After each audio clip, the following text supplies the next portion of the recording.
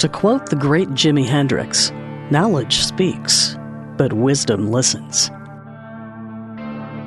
You're listening to The Wisdom Project, a podcast that does just that.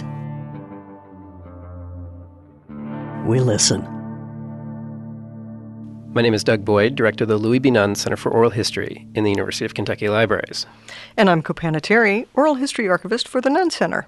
We are back from our extended break. In fact, our break was so extended, we're now calling this the beginning of Season 2. Episode number 6 of The Wisdom Project is the kickoff episode of Season 2. We will be kicking into a new gear with Season 2. And we will definitely have more episodes. And those episodes will be available on a far more regular basis, I promise, so stay tuned. This episode tells a story that I've been telling various parts of in lecture form for a few years now. I've told it so many times I feel a bit hesitant to put it in podcast form, but I'm going to do so. So here goes. There are few characters in this story. The first character I will introduce is, well, the Oral History Archive. The Nunn Center has been conducting interviews on a variety of topics since 1973. By the end of 2016, we will have conducted over 10,000 interviews. Most of us got into the oral history business because we feel that individual stories play an important role in history. This is why we interview. This is why we conduct extensive research, travel to people's homes to record hours of stories. This is why we ask questions, and this is why we listen. But the Nunn Center does more than just interview. We're an archive charged with curating, preserving, and providing access to our oral history interviews. So in 2008, we began efforts to enhance access to our oral history collections at the Nunn Center. The first goal was discovery. You have to find what you're looking for in order to use it. So in 2008, 2009, we created SpokeDB, an online catalog of oral history interviews. Located at KentuckyOralHistory.org. Spoke is where we tell the world who we have interviewed and what they talk about. But that's not enough. Again, we're talking about interviews that average 1 to 2 hours in length, sometimes as many as 4 to 5 hours. Without transcripts, the researcher has a challenging time efficiently navigating that material. You pretty much have to sit down with your headphones and listen and read.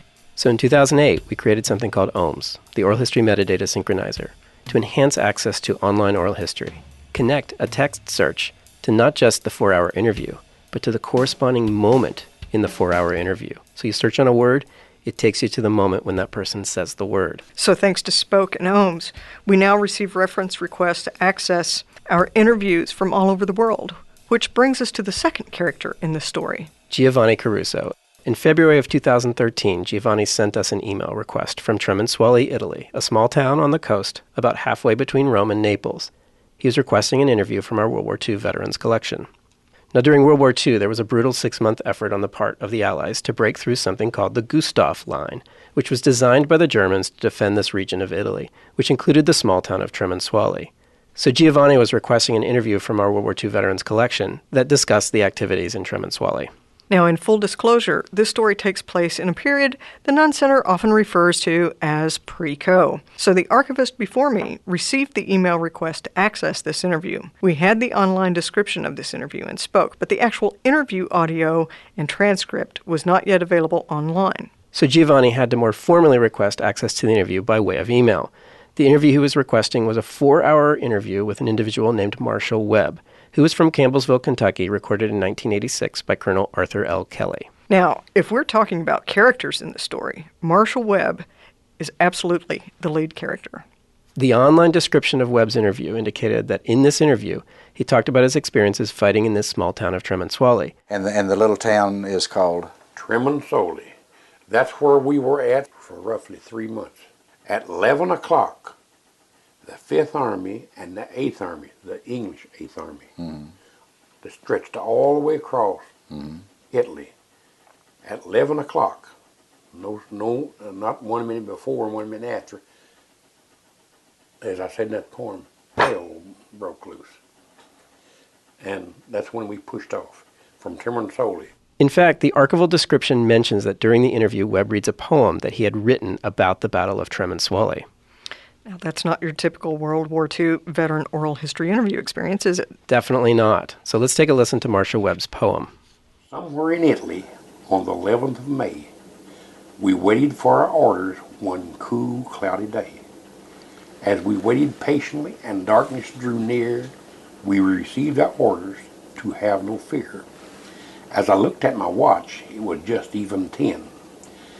At 11 was our H hour, then hell would begin. As we stood in the darkness, sweating out the time, waiting to attack that gust of flame. The moon was like a searchlight as we reached no man's land. I put my trust in God, and He took me by the hand. He's the one that gave me courage, faith that I wouldn't mind, gave me strength to push forward, burst through that gust of flame. As we struggled to push forward, how the shells whistle and whine, yet I had my trust in God that the next one wasn't mine. As the sweat stood on my forehead, there was lots on my mind, but now the American doughboys were crossing over the gust of flame. As we reached our main objective, but just at the break of day, death and hell struck our company. All around me my buddies lay. As I knelt down by my buddy, he knew it was his time. Thank God we won our victory. We hold the gust of flame. You can talk of all your battles, and history it will tell, but the one fought at Tremensuoli was sure a bloody hell. Mission accomplished. We connected the researcher with this important interview. The system worked. Researcher types keywords into Google and is connected to our oral history archive. That's what we do, right? Well, we soon learned that this was not an ordinary reference request. This researcher did not just want any oral history interview with any veteran in our archive talking about fighting in the Battle of Tremensuoli. He specifically wanted the interview with Marshall Webb. When we inquired why, he emailed a photograph. The photograph was of a tiny alley in the small town of Tremensuoli, stone buildings all around, and when you zoomed in, you saw that on March 30th, 1944, Marshall Webb, our Marshall Webb from Campbellsville, Kentucky, off fighting in the small town in Italy, half a world away, carved his name on the wall in that alley. That's incredible. And what are the chances? Right. What are the chances? He was able to triangulate graffiti on a wall to our 4-hour interview in the archive. So you look at the photograph, you see M.A. Webb, Seville, KY, 1944, March 30. Giovanni was just not conducting general research on World War II in this small town. He wanted to know who was this American GI who carved his name on the wall. That is seriously awesome. We went back and forth with Giovanni for a few days. He sent us other photographs of the alley. He mapped the area. He sent us this map with arrows. Wait. Did you track down Marshall Webb? Was he still in Campbellsville, Kentucky? Oh, yeah. That was my first thought. We got to find this guy. Unfortunately, he had passed away in 2004. However, I did connect with Marshall's family. And a few weeks later, we took a videographer down to Campbellsville and interviewed Opal Webb, Marshall's widow, and their son Roger Webb, who had driven down from Chicago. So Mrs. Webb told me about Marshall, their family, their lives together in Campbellsville and living outside of Chicago. She talked about Marshall's poetry. He was a poet. He didn't think of himself as a poet, but he wrote poetry. The poem that he read during the interview was one of over 80 poems that Marshall wrote during the war. Now, she and Marshall did not meet until after the war. I knew it was a long shot, but I had to ask her about whether Marshall had ever spoken about carving his name on this wall in Italy. Did he ever mention that he carved his name in a wall? He never mentioned, but he carved his name on everything. If you could go through the Pikes Ridge woods out there where he grew up, his initials are on everything. I think my son climbed a tree once when they were deer hunting and found his dad's initials and a date way up on the tree. So, yeah, he did. He was just doing what he always did. He's doing what he always did. He wrote all the time. That's fantastic. That's a great story. But if you notice on the side of that, there is a heart. I don't know if you noticed or not. On the right side of that picture, there's a heart, so you never know. He was 20 years old. He might have had a girlfriend there. Who knows? I love so many things about this story. It really is an incredible, it's a small world after all story, isn't it? Some people say it's a coincidence, and in the beginning I totally bought into that. But the further into the story we got, the more proud of the Nunn Center I became, the more active I felt in the process. We had worked really hard to make online access to our interviews efficient and effective. We put in place a system that made Giovanni Caruso's discovery possible. Now, Marshall Webb's interview was 4 hours long. He surely talked about something else besides Tremensuoli. In fact, he rarely talked about Tremensuoli. Tremensuoli was a sliver of a topic in this interview. If he hadn't broken out into the poem that he wrote about this, Tremensuoli may have not ever even made it into the official archival keywords and description, which would have meant that Google wouldn't have picked up on the fact that Marshall talked about Tremensuoli at all. The most powerful portion of this interview is about the fact that Marshall had been part of the group that went in just hours after the liberation of Dachau, the concentration camp. While describing the concentration camp, this of course was an audio recording, they were clearly referencing photographs that they were looking at right there during the interview, photographs that Marshall had in his personal collection. Now, I'm always really interested in memory, and one thing that caught my attention in this interview was the fact that throughout this interview, Marshall could not remember the name of the concentration camp. The interviewer, Colonel Kelly, knew it was Dachau. He even introduces the interview with Marshall by making reference to Dachau concentration camp and Marshall's presence there. January the 16th, 1986, I'm in Taylor County in the home of Mr. Marshall Webb, a veteran of World War II, served in an infantry company in the 85th Infantry Division, was in Africa, fought his way up through Italy on fought battles on the two major defensive lines, the Gothic and Gustav lines, and fought up through Austria and into Czechoslovakia, and wasn't too far from Munich when the war ended, and ended up at the concentration camp of Dachau, outside of Munich. And Marsha, let's just start right at that point. And despite that, throughout this interview, Marshall can't recall the name of this concentration camp. The interviewer tries really hard to try and tease it out of him, but Webb just can't make the connection. All right, what I'm trying to do is kind of, by as much information as we can get, to ascertain whether or not it was Dachau. And I wished I could remember. Do you know anything? You know, it's close to Munich. Were you around Munich, or? No, sir. No. Did you hear anything about Munich? Did anybody say anything about Munich being close by? They pulled us from there. Well, let me ask you this: how did you get to it? Did you walk upon it? We walked and rode. Most of the time we walked, but sometimes we rode in trucks. At this time, though, when you come up on this camp, hardly. Are you walking or riding? No, right at the camp we walked. But just before this, or the day before that, we were in tanks, trucks. So as I mentioned before, Roger the son drove down from Chicago. I'd spoken to Roger a few times on the phone prior to our meeting. I asked him over the phone if his father had ever discussed the concentration camp, but Roger said that his father rarely talked about his war experiences and had not mentioned the name of the concentration camp. So when we met in Campbellsville, Roger had brought down all of his father's World War II material, the photographs, including the ones that they were looking at during the interview, Marshall's handwritten poems, as well as his personal journals. And by the way, we've now digitized all of these materials and made them part of the archive, and they're available online. So Marshall kept a personal journal. After all, he was a writer. I remember being in Mrs. Webb's dining room that day with everything spread out across the dining room table, and Roger called me over and said, "You have to see this." He mentioned that this whole thing had made him quite nostalgic and that he went back through his dad's journals. He had in his hand the journal written in 1994, during the time period when Roger's sister Eva passed away after a long struggle with cancer. Roger began reading from the pages.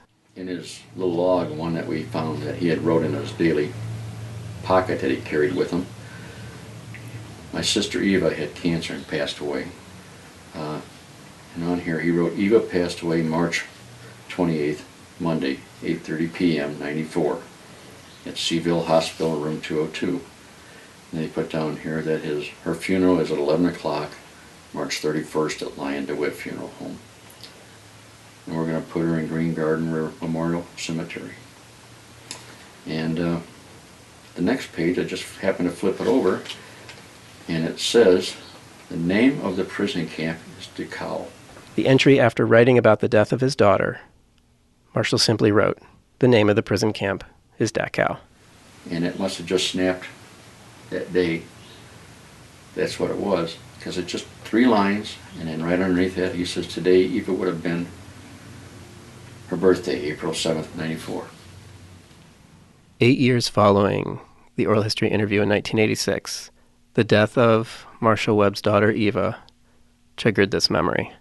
The story is important in just so many ways, in so many levels. It's a tremendous commentary on the importance of oral history. Colonel Kelly interviewed so many veterans for the Nunn Center. Had he just simply chosen not to interview Marshall Webb, this connection would not have been possible. It's an even stronger statement about the importance of archives, access, and discovery. Had Giovanni not been able to search for this interview, this connection also would never have been made. Of course, after this discovery was made, we very quickly began providing access to the Marshall Webb interview using our own system. So you can search the online interview for Tremensuoli and be taken right to the moment in that 4-hour interview when he reads the poem. Which is important because in oral history, it's the moments that matter. One of the most powerful things about archived oral histories is that each recorded interview contains hundreds, if not thousands, of these moments, filled with content that possesses nearly infinite potential for engaging future researchers or anyone who is interested for whatever reason. Connecting with the family really was my favorite part. Thanks to the Webb family, we now have digitized and preserved Marshall's poems, his journals, his photographs, and we've transformed one person's 4-hour oral history interview into an incredibly rich archival record documenting one soldier's experience in this incredibly detailed way. Finally, when we released the story in 2014, originally in the form of a short YouTube video released on the anniversary of Marshall Webb's carving his name in the wall, so many people, tourists largely, have gone over and photographed Marshall Webb's inscription, or they did rubbings on the wall. The town has put up a plaque next to Marshall Webb's carving, and the plaque contains a photograph of Marshall, a scan of his poem about Tremensuoli, and a link to his online oral history interview. So you can stand in that alley, look at the words carved on a wall, and within a few moments, in a really good international data plane on your mobile phone, listen to this life story of the man who carved these words. Doug, why do you think Marshall Webb carved his name on that wall? His wife even said that he used to carve his name on trees. Why was he a carver? I mean, ultimately, I'm guessing it's a form of connection, right? He's making his mark, a sort of Facebook check-in that says, I was there, I was here. And guess what? Someone listened. Right. In fact, many people are listening. This story of discovery was really made possible because Giovanni Caruso had the curiosity and the motivation to figure out just who M.A. Webb from Seaville, KY was. Giovanni, if you're listening, someday I will find my way to Tremensuoli and drinks are on me. And I'm coming with him because Doug rarely buys drinks. Thanks for listening to this first episode of Season 2 of the Wisdom Project podcast. The podcast is brought to you by the Louis B. Nunn Center for Oral History in the University of Kentucky Libraries. It's hosted and produced by Doug Boyd and Copanna Terry. The music was written by Doug Boyd. The full interviews used in this episode are available online at KentuckyOralHistory.org. They're searchable using our super cool search system called OHMS that makes audio and video discoverable. We also have photographs, the original YouTube video we produced about the story, Marshall Webb's papers, as well as links to some of the news stories, including the one that contains the photograph of the plaque on the wall in Tremensuoli. It's so cool. These will all be in the show notes. You can find more episodes of The Wisdom Project at thewisdomproject.life.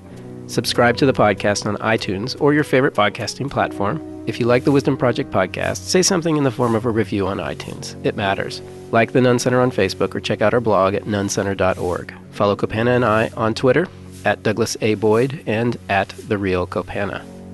And, I've been waiting months to say this, stay tuned for the next episode of The Wisdom Project.